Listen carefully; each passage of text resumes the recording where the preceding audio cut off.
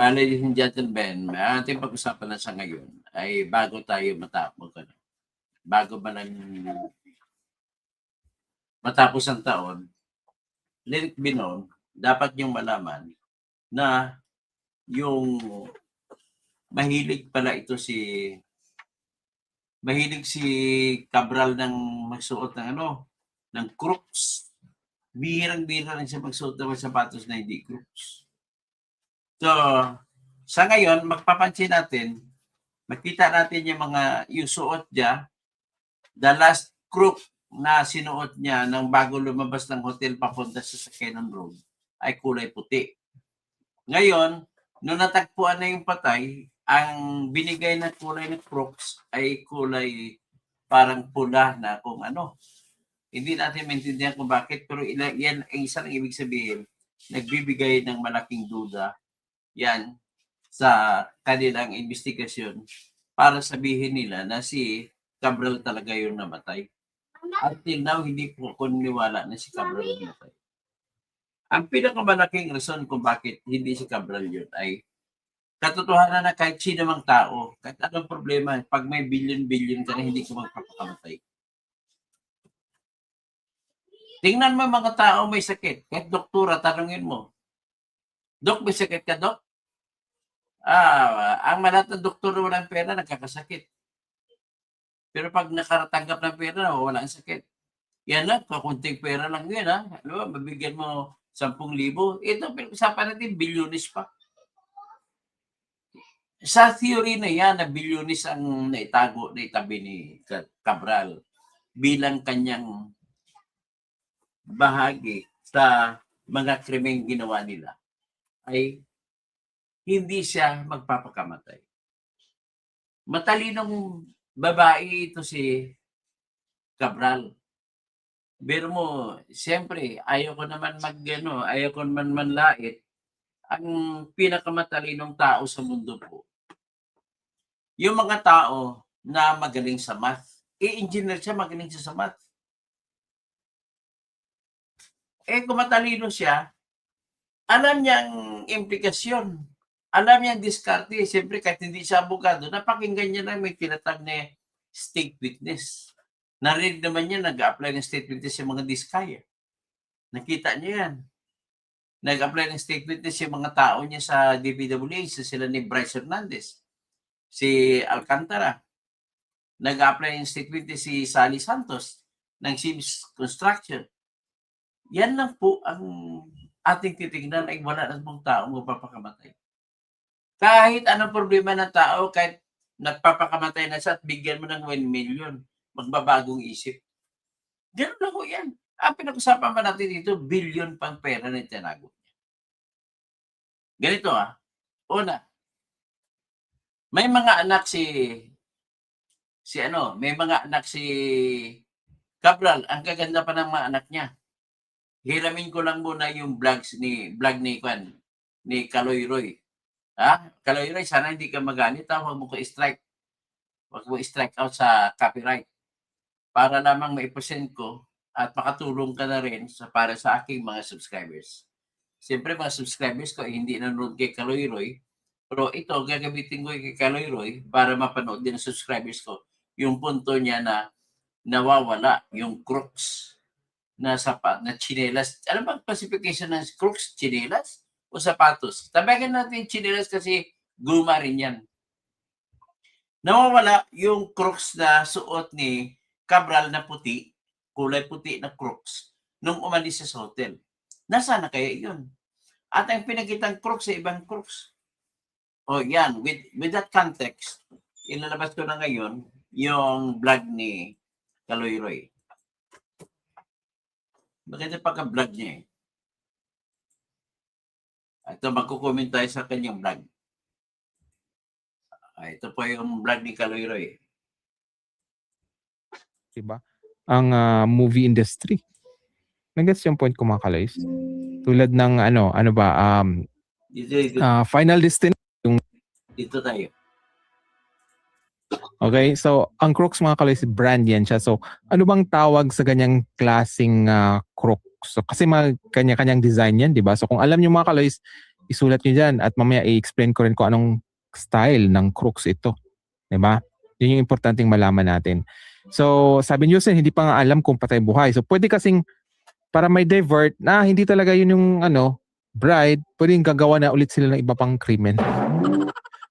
For the fact, okay, na si John Wick, sinabi niya na tapos na ang DNA in just 2 days, magdududa ka na ngayon. Plus, ito pang nakita natin na CCTV, di ba, tinampered ba ng NBI? Kaya nagtatanong ako sa inyo mga kaloy, sa iyong observation, ang katanungan po natin ay, paki-comment mo mga kaloys. Sa tingin mo, halatang... nakikita ko yung kanyang, ang sinusuot ni Cabral na Crocs ay puti. Tapos ang pinalabas na natagpuan doon sa patay ay kulay parang pink na halo. May pula, hato na orange. Yun ang kulay na may mga bulaklak-bulaklak pa.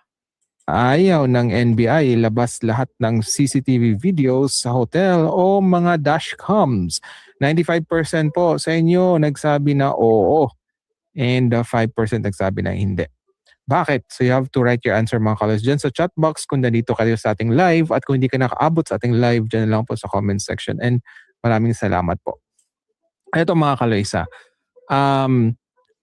naglabas na naman ng CCTV ang NBI. Hindi tuloy-tuloy mga kaloy ang kanilang paglabas. Siguro kasi nga, sabi ko kasi mga kaloys, the more na magkaroon ng dashcams, ay yung mga videos na lalabas, the more na magiging complicated yung if ever man cover up, magiging complicated po yun. The more na maraming tao involved sa storyline, sa script, the more po maging complicated. And you have to take note, diba, na ang person of interest talaga dito ay ang driver, main, okay? Kasi nga, siya ang huling kasama ni Cabral. Pero how come, inabsuelto na ni John Vic Rimulya? So, hindi nga nagme-make sense. Right? Agree ba kayo mga kaloys? Sabi ni Boboy Perez, buhay pa yan. Sabi ni Liz, walang sapat na information para mag-conclude. Liz, just like what I said, kung hindi nagma-match, kung hindi nagme-make sense yung sinabi ni John Vic about DNA, magdududa ka na talaga. Okay? Ang ginagawa po natin dito ay nag-analyze para tayong NBI, nag-investigate, and yun na nga, dahil nga sa pag-investigate, that would lead to evidence. Okay? Yan, so sabihin mo rin. At least nakita nyo ang sa inyo, ito kasi na pinakita ni Kaloy na Crooks. Ito yung Crooks na suot niya nung pumasok sila sa hotel. Papasok pa lang. Ipakita ko naman sa inyo yung suot na Crooks ni Cabral nung paalis sila ng hotel. So ito yung pinakahuling Crooks na ginamit niya. At tingnan ninyo. Puti yan na hindi kagaya sa parang pink na hindi mo intindihan ng kulay. O, ito. O, tingnan nyo. Sapatos, ang Crocs niya sa puti, oh. So, kung puti yan, ibig sabihin, imposible na maging yung Crocs na pinakita ng NBI. So, kung ganon, isa na namang ebidensya yan na hindi siya yung natagpuan patay. Ano kayo masasabi na dito? Pati chinilas, binaboy ninyo. Buong pagkatao ni Cabral, binaboy ninyo. Pati chinilas sa halaga. Crocs din ang brand. Oh. Sabi ni Bernard Magtibay. Oh, yan, papanakfak na lang tayo dito sa ganitong sistema na ito. What shall we do with this? Niluloko lamang tayo nito. So, ito lang ang ikwentong Crooks. Ang ibig sabihin niya, crocodile, di ba? Kaya, si Cabral ay malaking kinita to. Sobrang laking kinita nito. Hindi lang nga makita sa katawan niya kasi may sexy siya. Hindi siya kasing taba ni Patrick Vargas. Michael Patrick Vargas at saka ni Paulo Ortega na matataba. Ang kanilang ninakaw na doon napunta, kitang-kita sa kanilang katawan. Sino pa ba? Mga mataba niyan, si John Asidre. Grabe, dati mataba rin to si Martin Romualdez. Pumayat. Ay, nako. Sabi niya, walang imposible sa mga demonyos. Sabi na, oh, problema dito, pati sa chinelas, nakikita natin yung ano eh, show me, ang nangyari, show me your shoes and I tell you whether you stole money or not eh. Grabe. Paano kayo nangyari? May tanong lang ako. Paano nangyari yan kung sakasakaling si Cabral yun? Paano nangyari na siya, na siya yun? Tapos, gusto ko lang natitempt ako, ipalabas ko rito yung tinatawag na autopsy report ng babae na natagpuan. At pag nakita mong autopsy report, lumalabas po sa autopsy report na 5'2" ang height at alas 9:50 namatay. O ito, tingnan niyo yung autopsy report.